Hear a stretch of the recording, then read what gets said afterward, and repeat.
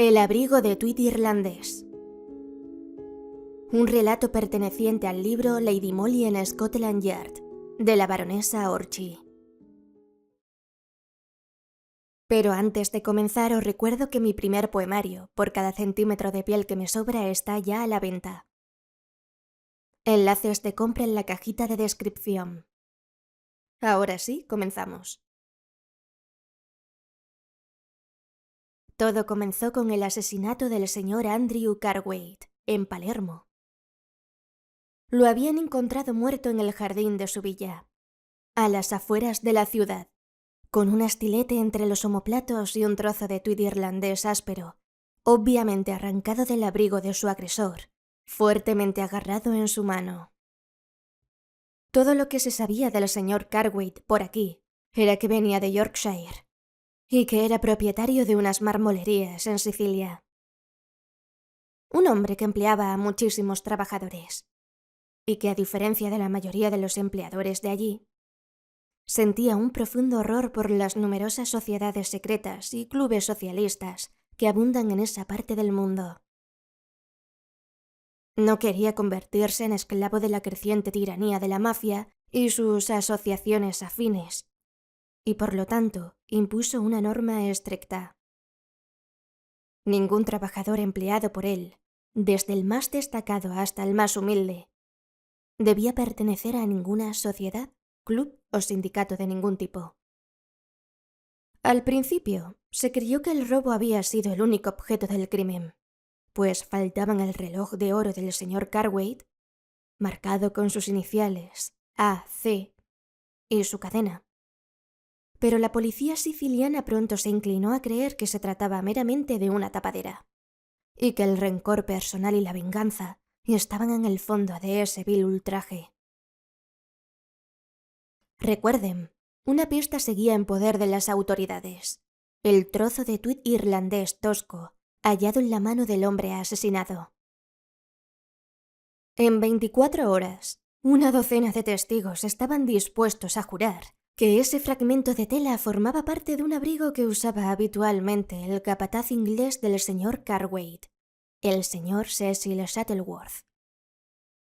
Al parecer, este joven, desafiando las rígidas normas de su empleador, se había unido recientemente a una sociedad local, semisocial, semirreligiosa, que estaba bajo la prohibición de los prejuicios del anciano de Yorkshire.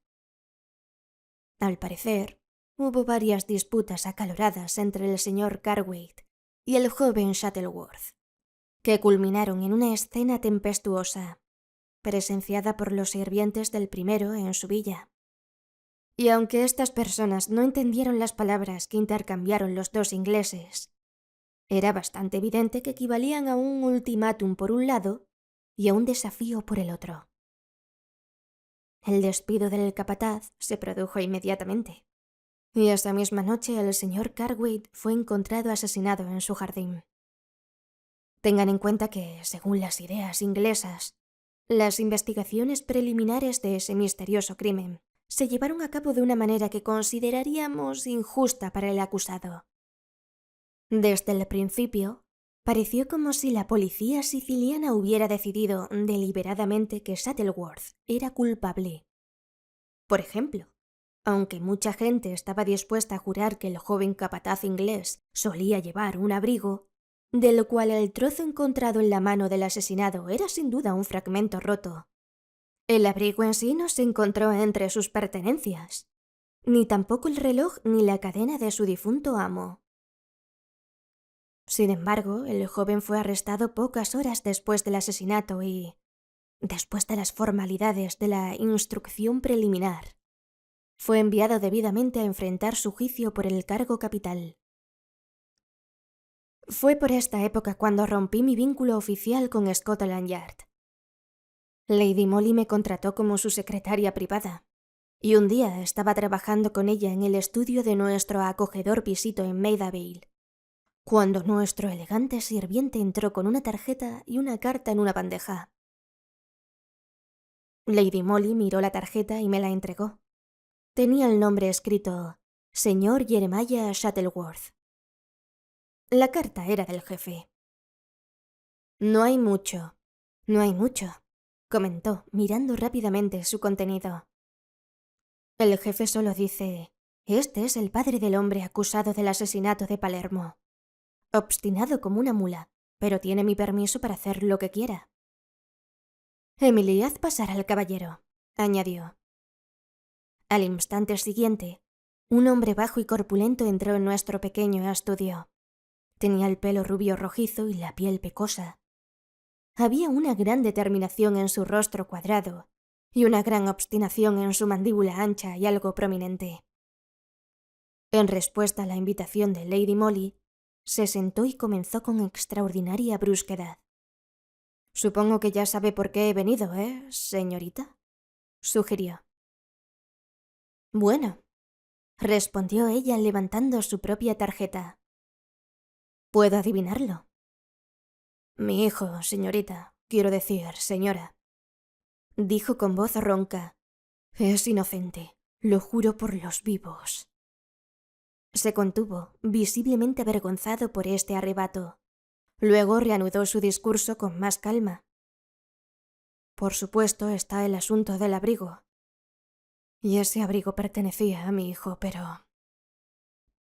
¿Sí?, preguntó Lady Molly, pues él había hecho otra pausa, como si esperara que lo animara en su relato. ¿Y ese abrigo? Lo encontraron en Londres, señorita, respondió en voz baja. Los malvados que cometieron el crimen idearon esta monstruosa forma de desviar la atención. Arrebataron el abrigo de mi hijo y obligaron al asesino a usarlo, por si lo veían en la penumbra. Se hizo un silencio en el pequeño estudio por un rato. Me quedé asombrada, horrorizada, ante la sugerencia de aquel rudo norteño. Aquel padre profundamente afligido que hablaba con curiosa intensidad de lenguaje y sentimiento. Lady Molly fue la primera en romper el solemne silencio. ¿Qué le hace pensar, señor Shuttleworth, que el asesinato del señor Cartwright fue obra de una banda de asesinos?, preguntó. Conozco Sicilia, respondió simplemente. La madre de mi hijo era de Messina. El lugar está plagado de sociedades secretas, clubes de asesinos y anárquicos. Organizaciones contra las que el señor Cartwright libró una guerra a muerte. Fue una de ellas, la mafia probablemente, la que decretó la eliminación del señor Cartwright. No podían con un enemigo tan poderoso y testarudo. Puede que tenga razón, señor Shuttleworth, pero cuénteme más sobre el abrigo. Bueno, eso será una prueba irrefutable contra los canallas, de todos modos. Estoy a punto de casarme por segunda vez, señora. Continuó el hombre con aparente indiferencia. La señora es viuda. Su nombre es señora Tadworth, pero su padre era un italiano llamado Badeni, pariente de mi primera esposa, y así fue como los conocí a él y a su hija. Conoce Leather Lane, ¿verdad? Podría estar en Italia, pues el italiano es el único idioma que se habla allí. Badeni tenía una casa en Bridge Street, Leather Lane, y alquilaba alojamiento a sus compatriotas. Mi futura esposa aún continúa con este negocio. Hace una semana aproximadamente llegaron a la casa 2 hombres, padre e hijo, según dijeron, que querían una habitación barata. Todas sus comidas, incluido el desayuno, las hacían afuera, y además pasaban fuera la mayor parte del día. Parece que ya se habían alojado muchas veces en casa de Badeni. El viejo réprobo sin duda era uno de los suyos. Y cuando comprendieron que la señora Tadworth era la hija de su antiguo amigo, quedaron bastante satisfechos. Dijeron que se llamaban Piatti. Y le dijeron a la señora Tadworth que eran de Turín. Pero por casualidad los oí hablar en la escalera y supe que ambos eran sicilianos. Puede imaginarse que ahora mismo todo lo que viene de Sicilia es de vital importancia para mí. Y de alguna manera sospeché de esos 2 hombres desde el principio. La señora Tadworth coincide plenamente conmigo en querer remover cielo y tierra para demostrar la inocencia de mi hijo. Vigilaba a esa gente por mí como un gato vigila a un ratón. El hombre mayor decía ser muy aficionado a la jardinería, y enseguida obtuvo el permiso de la señora Tadworth para ocuparse de la pequeña franja de tierra baldía de la parte trasera de la casa. Me lo contó anoche mientras cenábamos juntos en su salita.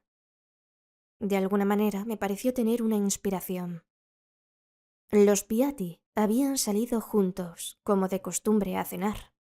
Cogí una pala y salí a la franja del jardín. Trabajé durante 1 hora, y entonces mi corazón dio un vuelco. Mi pala encontró una curiosa y suave resistencia. Al instante siguiente estaba trabajando a mano y con uñas. Y pronto desenterré un abrigo. El abrigo, señorita. Continuó, incapaz de controlarse. Imagínese mi excitación. Tenía un trozo arrancado de la parte trasera, y en el bolsillo estaba el reloj y la cadena del hombre asesinado, pues llevaban las iniciales AC. Brutos diabólicos.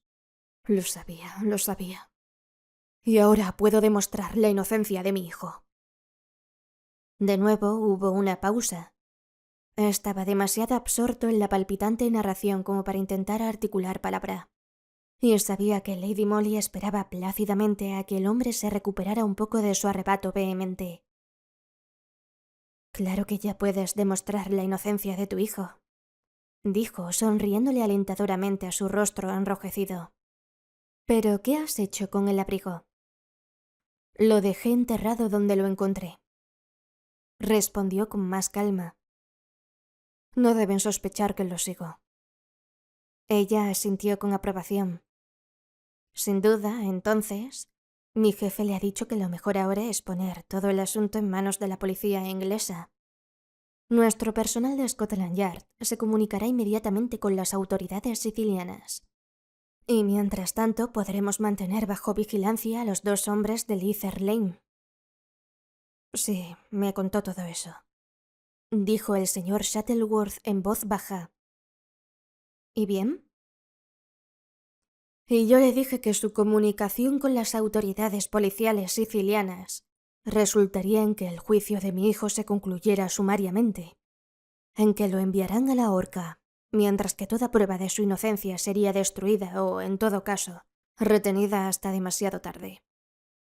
«Está usted loco, señor Shuttleworth», exclamó.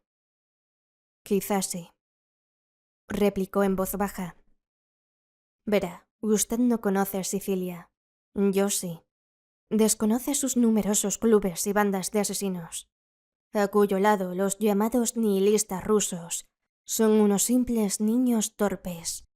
La mafia, madre de todas estas organizaciones asesinas, tiene miembros y agentes en cada pueblo, aldea y caserío de Italia, en cada oficina de correos y cuartel, en todos los oficios y profesiones, desde los más altos hasta los más bajos del país. La policía siciliana está infestada de ella, al igual que las costumbres italianas. No confiaría a ninguno de los dos lo que significa para mí la vida de mi hijo. Pero la policía eliminaría todas las pruebas que tengo. En la frontera, el abrigo, el reloj y la cadena desaparecerían.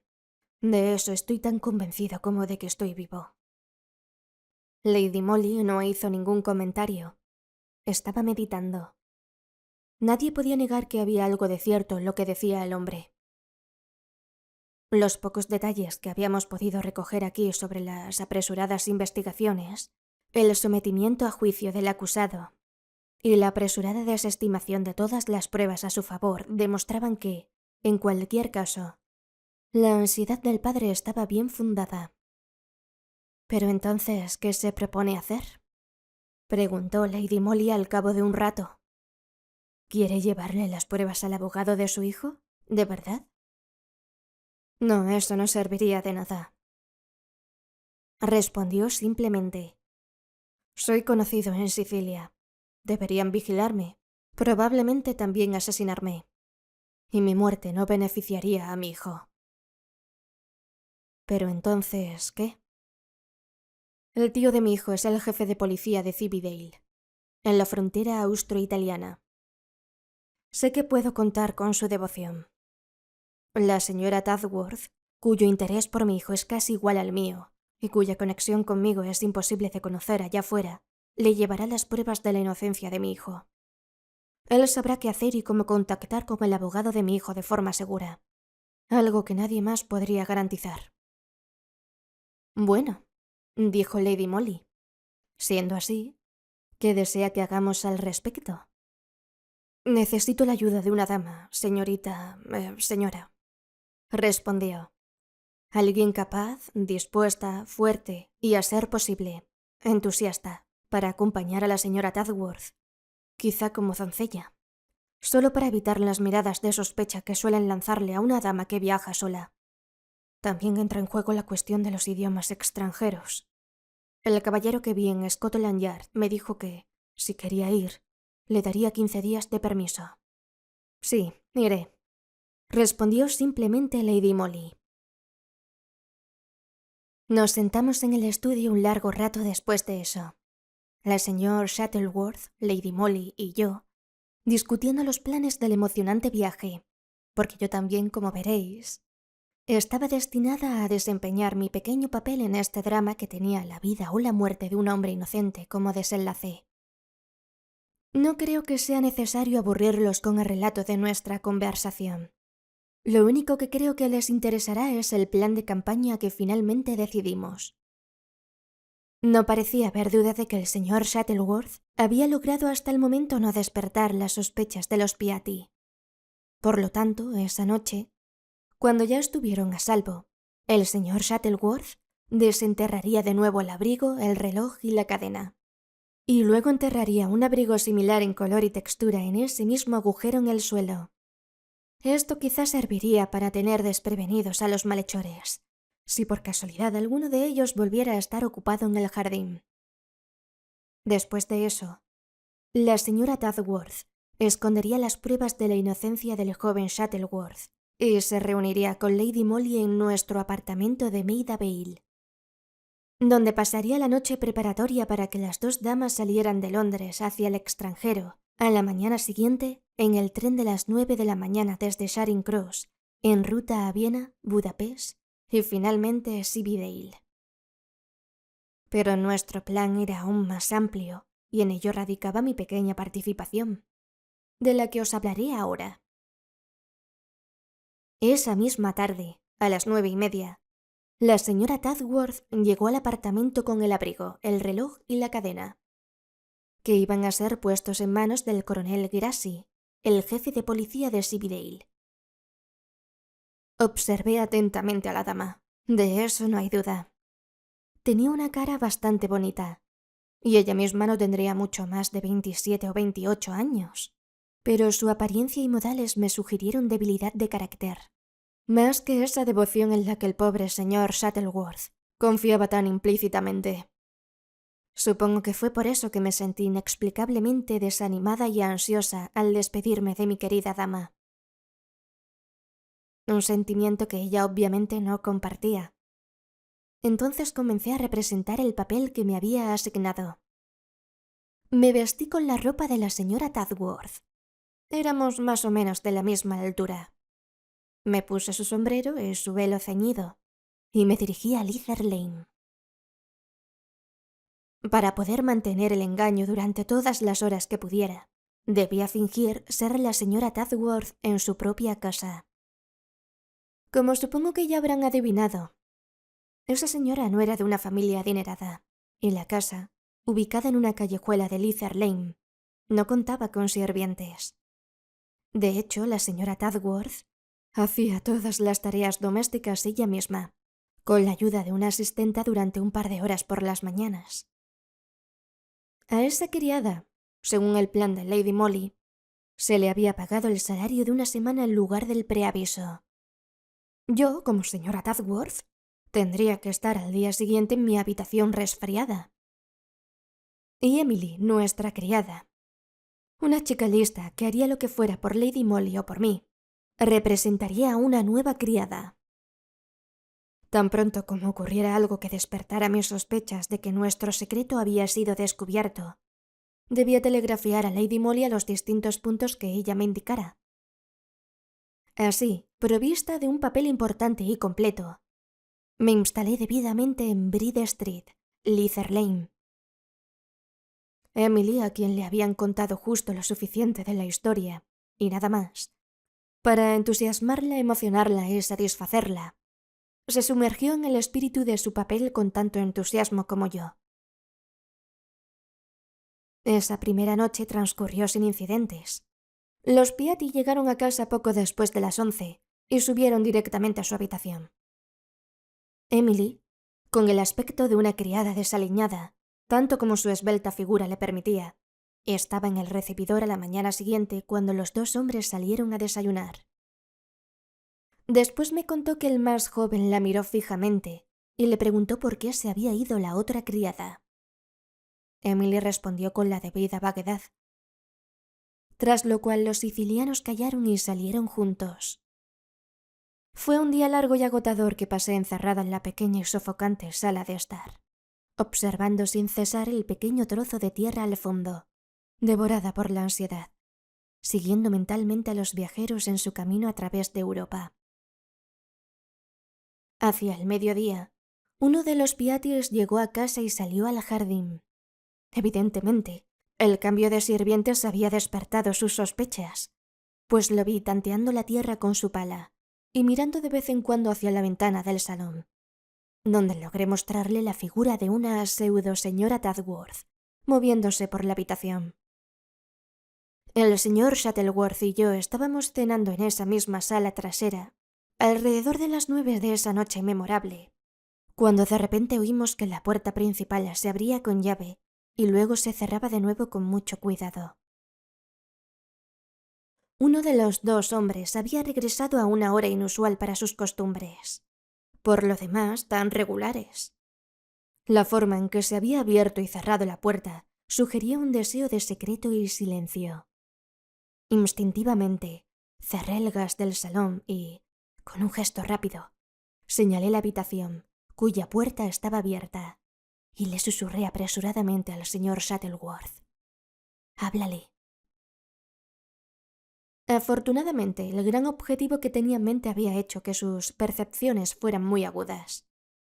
Entró en la habitación delantera, donde afortunadamente el gas estaba encendido en ese momento, y abriendo la puerta que daba al pasillo, dijo amablemente: «Oh, señor Piatti, ¿es usted? ¿Puedo ayudarle en algo?»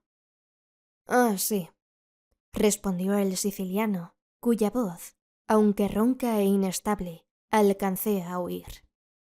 «Si fuera tan amable, me siento tan débil y raro esta noche.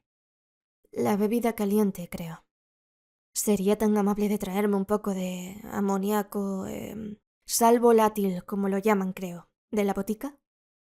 Me acostaré en la cama, si fuera tan amable». «Claro que sí, señor Piatti», dijo el señor Shuttleworth, quien de alguna manera intuyó lo que quería hacer, y literalmente se puso en marcha. «Me voy enseguida». Fue a buscar su sombrero al perchero del recibidor, mientras el siciliano murmuraba profundamente: «Gracias». Y entonces oí que la puerta principal se cerraba de golpe. Desde donde estaba no podía ver a Piatti, pero lo imaginé de pie en el pasillo poco iluminado, escuchando los pasos del señor Shuttleworth que se alejaban. En ese momento lo oí caminar hacia la puerta trasera, y pronto percibí algo moviéndose en el pequeño terreno que había al otro lado. Había ido a buscar su pala. Quería desenterrar el abrigo, el reloj y la cadena que, por alguna razón, debía de creer que ya no estaban a salvo en su escondite original. Había oído la banda de asesinos que el hombre que visitaba frecuentemente a su casera era el padre de Cecil Shuttleworth en Palermo. En ese momento no me detuve ni a especular ni a planear. Corrí a la cocina, pues ya no quería ver a Piatti. Sabía lo que hacía. No quería asustar a Emily, y ella había comprendido desde el principio que podría tener que salir de casa conmigo otra vez en cualquier momento. Ella y yo habíamos dejado nuestro pequeño bolso listo para llevar en la cocina, desde donde podíamos llegar a las escaleras del área rápida y fácilmente. Le hice señas en voz baja para que supiera que había llegado el momento. Tomó la bolsa y me siguió. Justo cuando cerrábamos la puerta del jardín, oímos un portazo. Piatti había cogido el abrigo y ya estaba revisando los bolsillos en busca del reloj y la cadena. En los siguientes 10 segundos se daría cuenta de que el abrigo que sostenía no era el que había enterrado en el jardín, y de que las verdaderas pruebas de su culpabilidad o de su complicidad en la culpa de otro habían desaparecido. No esperamos esos 10 segundos, sino que volamos por Bride Street en dirección a Leather Lane, donde sabía que el señor Shuttleworth estaría esperándonos. Sí, dije apresuradamente en cuanto lo vi en la esquina de la calle. Todo está arreglado. Salgo a Budapest mañana temprano en el Continental. Los alcanzaré en el Hungaria. Acompaña a Emily para que llegue sana y salva al piso. Obviamente no había tiempo que perder. Y antes de que el señor Shuttleworth o Emily pudieran hacer algún comentario, los dejé allí parados y rápidamente mezclé mi insignificante personalidad con los transeúntes. Caminé por Leather Lane con tranquilidad. Veréis, mi rostro era desconocido para los Piatti. Solo habían visto borrosas siluetas mías tras los cristales sucios de las ventanas. No fui al apartamento. Sabía que el señor Shuttleworth cuidaría de Emily, así que esa noche dormí en el Gran Hotel. Fui a Charing Cross y salí a la mañana siguiente a las 9, tras haber reservado mi litera en el Orient Express hasta Budapest. Bueno, es fácil ser sabio después del evento. Por supuesto, cuando vi al padre Piatti de pie en el vestíbulo del Hotel Hungaria de Budapest, me di cuenta de que me habían seguido desde el momento en que Emily y yo salimos corriendo de la casa en Bride Street. Obviamente el hijo me había vigilado mientras aún estaba en Londres, y el padre había viajado por Europa sin que yo lo viera, en el mismo tren que yo. Me había visto subir al coche en Budapest, y me había oído decirle al elegante cochero que me dirigiera al Hungaria. Preparé rápidamente mi habitación y luego pregunté si la señora Carey, de Londres, seguía en el hotel con su criada, pues ese era el nombre con el que viajaría la señora Tadworth. Y me respondieron afirmativamente. La señora Carey estaba cenando en el comedor, y los acordes de hermosas melodías húngaras, interpretadas por la inimitable banda de Berkes, parecían burlarse de mi ansiedad. La doncella de la señora Carey, me dijeron, estaba comiendo en la habitación del mayordomo. Intenté hacer mis apresuradas preguntas lo más silenciosamente posible, pero los ojos de Piatti y su sonrisa sarcástica parecían seguirme a todas partes, mientras él ordenaba tranquilamente su habitación y se ocupaba de la disposición de su equipaje. Casi todos los funcionarios del Hungaria hablan inglés, y no tuve dificultad para llegar a la habitación del mayordomo. Para mi disgusto, Lady Molly no estaba allí. Alguien me dijo que sin duda la doncella de la señora Carey había regresado a la habitación de su señora, que según me informaron era la número 118 del primer piso. Así que perdí unos instantes preciosos mientras corría de vuelta al salón. Ya conocéis los largos y aparentemente interminables pasillos de la Hungaria. Por suerte, en uno de ellos vi a mi querida dama caminando hacia mí. Al verla, todas mis angustias parecieron desvanecerse como un manto. Ella parecía bastante serena y plácida, pero con su rápida percepción adivinó de inmediato lo que me había traído a Budapest. «Han descubierto lo del abrigo», dijo, llevándome rápidamente a un pasillo más pequeño, que por suerte en ese momento estaba oscuro y desierto. «Y por supuesto te has seguido». Asentí afirmativamente. «Esa señora Tadworth es una insulsa y cobarde», dijo con furia vehemente. «Ya deberíamos estar en Cividale». Y se declaró demasiado enferma y fatigada para continuar el viaje. Es inconcebible que ese pobre Shuttleworth pudiera ser tan ciego como para confiar en ella. Baja el pasillo enseguida. Vigila a esa idiota con todas tus fuerzas. Le tiene miedo a los sicilianos y creo firmemente que Piatti puede obligarla a que le entregue las pruebas del crimen. ¿Dónde están las pruebas?, pregunté con ansiedad. Encerradas en su baúl. No me las confía. Qué tonta tan testaruda. Nunca había visto a mi querida señora tan enfadada. Sin embargo, no dijo nada más, y al instante me despedí de ella y volví al recibidor. Una mirada a la brillantemente iluminada sala me confirmó que ni Piatti ni la señora Tadworth estaban allí. No sabría decir qué fue lo que de repente me llenó el corazón de aprensión. Corrí al primer piso y llegué a la habitación número 118. La puerta exterior estaba abierta y, sin dudarlo un instante, puse mi ojo en la cerradura de la puerta interior. La habitación estaba brillantemente iluminada, y exactamente enfrente, pero de espaldas a mí, estaba Piatti, mientras que sentada en un taburete bajo junto a él estaba la señora Tadworth. Un baúl estaba abierto junto a su mano, y era evidente que estaba ocupada revolviendo su contenido. Mi corazón se paralizó de horror. Estaba a punto de presenciar, sin poder intervenir, uno de los actos de traición más atroces y cobardes que se pudieran concebir. Sin embargo, algo debió de atraer la atención de Piatti en ese momento, pues de repente se giró y se dirigió a la puerta. Huelga decir que me retiré a toda prisa. Mi única idea era, por supuesto, encontrar a Lady Molly y contarle lo que había visto. Por desgracia, la Hungaria es un auténtico laberinto de pasillos, escaleras y pasadizos, y desconocía el número de su habitación. Al principio no quería llamar más la atención, preguntando de nuevo por la doncella de la señora Carey en la oficina. Y mi estúpida ignorancia de idiomas extranjeros me impidió hablar con las criadas. Había subido y bajado las escaleras media docena de veces, cansada, abatida y ansiosa, cuando por fin, a lo lejos, divisé la elegante silueta de mi querida dama. Corrí con entusiasmo hacia ella y enseguida me reprendieron por mi impetuosidad descuidada.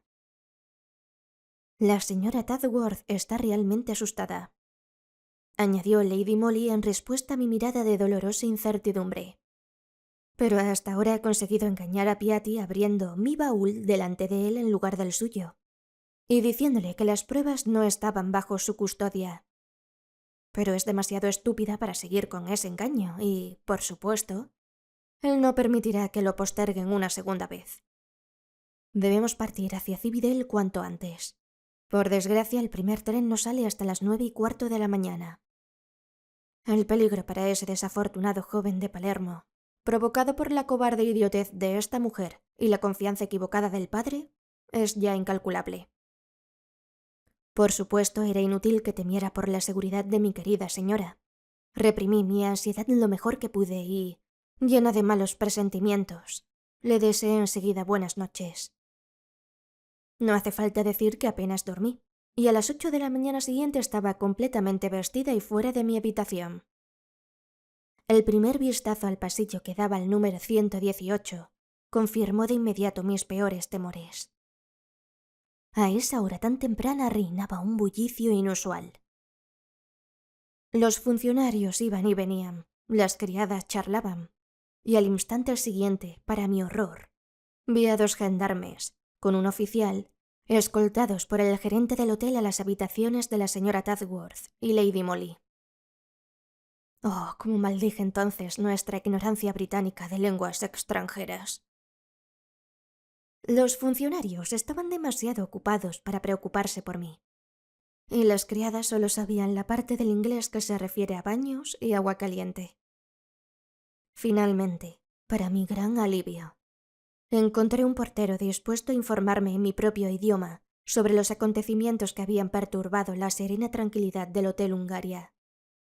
Cielos, ¿acaso olvidaré alguna vez lo que sufrí cuando comprendí el significado completo de lo que me dijo con una sonrisa plácida y un encogimiento de hombros?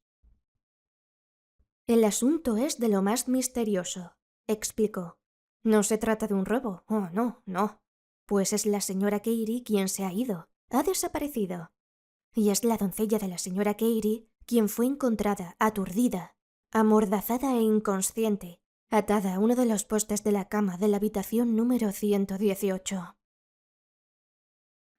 ¿Por qué debería aburrirlos contándoles la angustiante incertidumbre, la ansiedad mortal que sufrí durante todos esos cansados días siguientes, que en aquel momento parecieron siglos?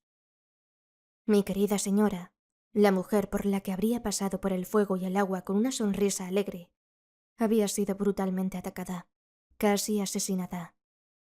Así me lo aseguró el sonriente portero. Y mi propia existencia fue ignorada por los impasibles funcionarios, que me miraron con el ceño fruncido en señal de impasible desaprobación mientras yo rogaba. Me enfurecía y me enfurecía alternativamente, rogando que me permitieran ir a cuidar a la enferma, que era mi más querida amiga, más querida de lo que cualquier niño podría ser para su madre. Oh, esa terrible burocracia que nos asedia a cada paso, nos paraliza y nos desanima. Lo que sufrí no podría describirlo. Pero si no me permitían ver a Lady Molly, al menos podía vengarme de sus cobardes agresores. La señora Tadworth, con su desaparición, había confesado tácitamente su participación en el atentado. De eso no me cabía duda. Pero estaba igualmente segura de que era demasiado estúpida y demasiado débil para cometer semejante crimen sin ayuda. Piatti estaba en el meollo del asunto. Sin dudarlo un instante, presenté información contra él a través de un intérprete. Lo acusé con valentía de ser cómplice del asalto con fines de robo. Repetí con firmeza mi historia de cómo lo había visto conversando íntimamente el día anterior con la señora Carey, cuyo verdadero nombre declaré ser la señora Tadworth. Sugerí que el objeto principal del robo era el valioso reloj de oro con cadena, con las iniciales AC, perteneciente a mi amiga, quien había viajado con la señora Carey a Budapest como su acompañante, no como su criada. Fue una decisión audaz por mi parte. Me sentí imprudente. Por suerte, mi historia fue corroborada por el hecho de que la ayuda de cámara había visto a Piatti merodeando por el pasillo frente al número 118, a una hora extraordinariamente temprana de la mañana. Estaba firmemente convencido de que la horrible señora Tadworth había dejado entrar al desgraciado en la habitación. La había aterrorizado. Probablemente la había amenazado de muerte. Entonces, por pura cobardía, ella accedió a entregarle las pruebas de su culpabilidad en el caso del asesinato de Palermo. Y cuando Lady Molly, al oír las voces, salió de su habitación, Piatti la tiró al suelo para que no interviniera. Entonces, la señora Tadworth, qué débil y tonta, fue presa del pánico y logró, sin duda con su ayuda, abandonar el hotel y probablemente Budapest, antes de que se descubriera el ultraje. No pude conjeturar por qué Piatti no hizo lo mismo. Parece que regresó tranquilamente a su habitación después de eso. Y no fue hasta una hora después que la camarera, sorprendida al ver la puerta del número 118 entreabierta, echó un vistazo al interior. Y allí se encontró con la horrible imagen de la criada, amordazada, atada e inconsciente. Bueno, cumplí mi deseo y tuve la satisfacción de saber que Piatti, aunque, ojo, negó enfáticamente mi historia de principio a fin, había sido puesto bajo arresto en espera de más investigaciones. El cónsul británico fue muy amable conmigo, aunque no me permitieron ver a mi querida señora, quien había sido trasladada al hospital. Supe que la policía húngara estaba haciendo todo lo posible para encontrar a la señora Carey y llevarla ante la justicia.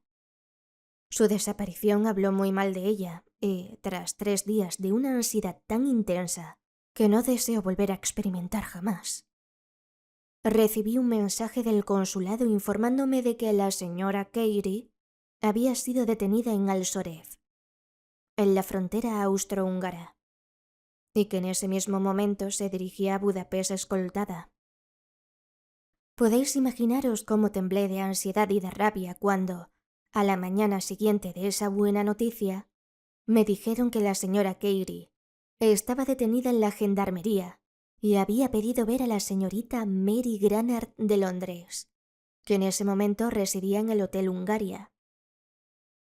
La insolente quería verme así, pues yo también quería verla, a la mujer a quien despreciaba por cobarde y traidora, que había traicionado la confianza afectuosa e insensata de un padre afligido, que había destrozado las últimas esperanzas de un hombre inocente que corría peligro, y que, finalmente, había sido la causa de un asalto que casi mató, quizás, a la mujer que más amaba en el mundo.